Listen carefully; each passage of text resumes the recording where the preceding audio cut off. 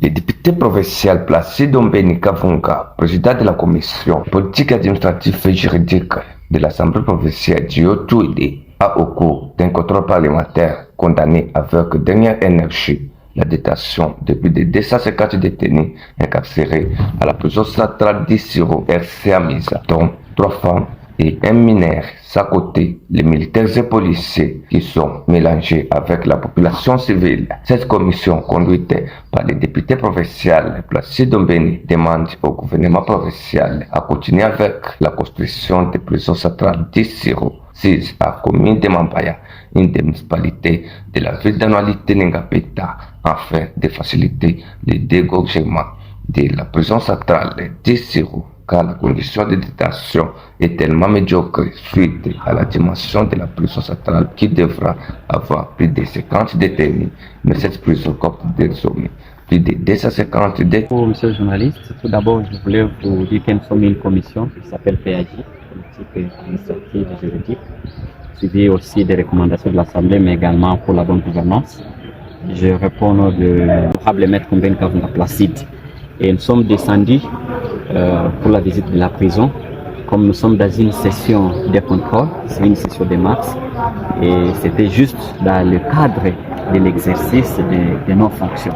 C'est-à-dire, nous sommes PAJ, nous venons pour le contrôle de la prison, et nous avons été reçus par le directeur de la prison d'Amisa ici à Issiro, et nous avons constaté beaucoup de choses, des irrégularités dans notre visite et dans notre contrôle, dans les conditions carcérales qui sont vraiment déplorables.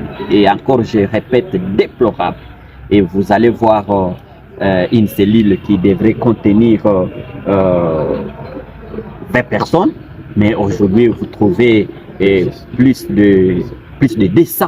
Et on donne qu'il y a une cellule qui a plus de 200 et 240 personnes. Vous trouvez que même les gens peuvent être asphyxiés. Donc les conditions d'abord des droits de l'homme aussi sont bafouées, sont mises au pied, et une chose que nous condamnons avec la dernière énergie. Mais également nous avons constaté, et la deuxième chose est qu'il y a carence de personnel. Vous savez, avec toute cette institution, il n'y a que seulement 2 agents, les directeurs et les surveillants. Donc alors qu'il est prévu plus de 19 personnes pour la prison, et les 2 personnes ne sont pas suffisantes pour remplir toutes les tâches possibles. Donc ça, c'est la deuxième chose que nous avons constatée. Et la troisième chose que nous avons constatée, bien sûr, c'est au niveau des instructions, donc de l'instruction des dossiers.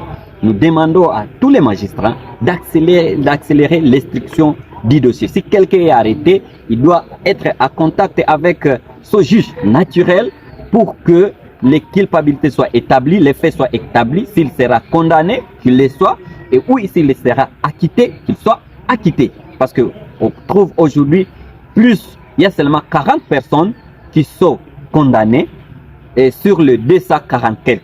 Vous comprenez qu'il y a plus de 200 personnes qui sont là, mais qui devraient être soit acquittées, soit condamnées. Et vous comprenez le nombre qui est consistant. Alors, nous allons formuler les recommandations, nous allons faire un rapport, et que nous allons partager avec des magistrats, avec d'autres personnes, les tribunaux et tout ça, et ceux qui sont chargés de la justice, mais également avec les ministres de la justice. Pourquoi pas aussi le gouverneur, parce que c'est l'autorité